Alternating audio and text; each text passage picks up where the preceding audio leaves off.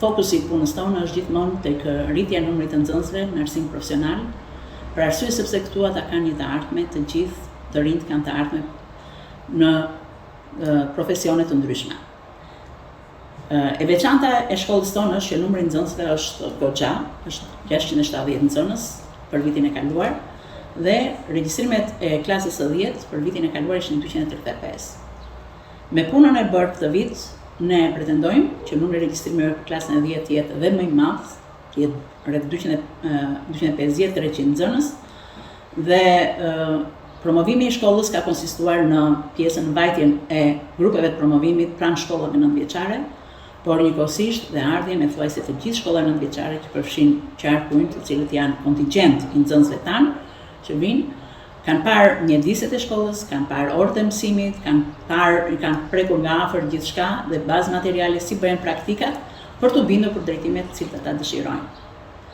Shkolla e mesme profesionale Petro Sota në Fier është kthyer në një pikë referimi për të rinj që kërkojnë të integrohen shpejt në tregun e punës. Me 6 kurrikula të specializuara, kjo shkollë ofron nxënësve njohuritë dhe aftësitë që u duhen për të ndjekur studimet e larta ose për të nisur një karrierë si profesionist të përgatitur.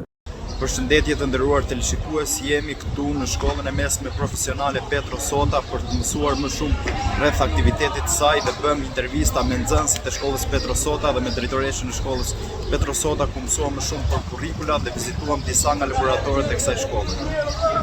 Gjatë vizitës në këtë institucion, pam nga afër laboratorët që janë zemra e formimit profesional të nxënësve. 2 laboratorët elektrikës ofrojnë mundësi të shumta praktike, ndërsa laboratori i inteligjencës artificiale dhe ai i termohidraulikës i japin një dimension bashkëkohor shkollës.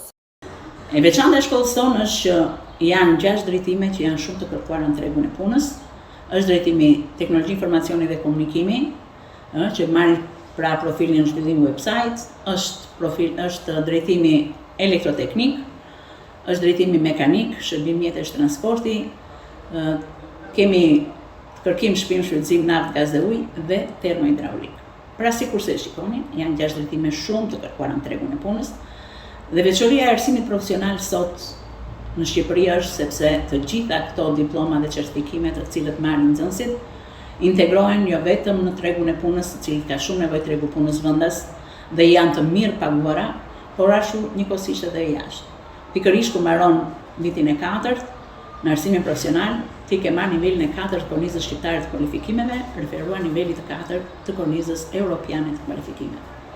Nga ana tjetër, të përfundosh maturën shtetërore profesionale, ke çdo të drejtë të vazhdosh universitetin në të 6 degët, të cilët janë degë inxhinierie shumë të kërkuara në tregun e punës dhe në këtë mënyrë i ke krijuar të ardhmen vetes tënde.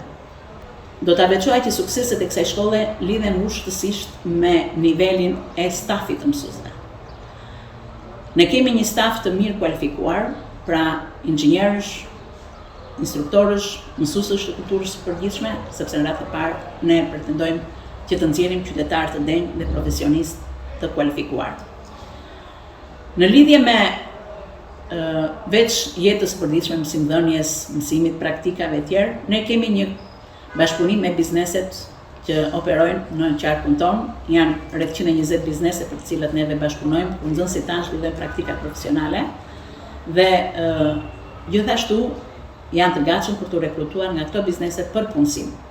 Mund të themi që nxënësit tanë dhe nga procesi i gjurmimit që ne bëjmë çdo vit mbasi përfundojnë arsimin profesional, rreth 70% të nxënësve janë të punësuar në profesion, gjë që është një arritje goxha e mirë. Përveç rezultateve në lëndët profesionale, Petro Sota shquhet edhe për arritjet në sport dhe edukim fizik, por risit nuk mungojnë as në fushën e teknologjisë. Nxënësit kanë zhvilluar vetë një chatbot që informon mbi shërbimet që ofron shkolla, duke i sjellë inovacionin një përdorim praktik dhe të prekshëm. Shkolla ndahet në teori dhe në praktik, gjatë orëve të praktikave profesionale.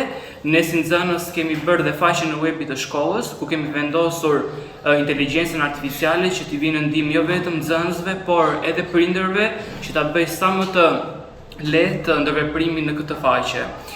Përpos pjesës së Erasmusve, unë kam marrë pjesë edhe në shumë aktivitete në Bashkinë e Fierit, ku kam qenë dhe fitues i shumë çmimeve të ndryshme, një do ka qenë për pjesën e letërsisë dhe për pjesën e aktrimit që zhvillohet në Bashkinë e Fierit. Arsyeja pse kam zgjedhur këtë degë është sepse ka shumë variante në tregun e punës në ditët e sotme në IT. Unë kam zhvilluar edhe kursin e inteligjencës artificiale, e cila në mbarim të këtij kursi merr një certifikat e cila të ndihmon për CV-n në të ardhmen. Departamentet elektrikës dhe termohidraulikës janë dy prej sektorëve më të fortë të shkollës, të cilët i përgatisin nxënësit për kërkesat konkrete të tregut të punës, duke ofruar trajnime dhe certifikime të specializuara. Përshëndetje, unë jam Antonio Hyka, jam nxënës në shkollën Petro Sota, jam klasa 11 dhe kam zgjedhur si drejtimin tim profesional lëndën e termohidraulikës. Lëndë termohidraulikës përfshin ndërtimin e sistemit të edukacioneve në shtëpia, ndërtimin e paneleve diellore, dhe ashtu ndërtimin e në përbanja dhe në për kuzhina.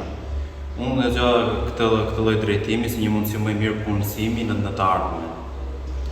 Në lëndën e termohidraulikës kemi analizën e skemës, kemi përzgjedhjen e veglave dhe materialeve.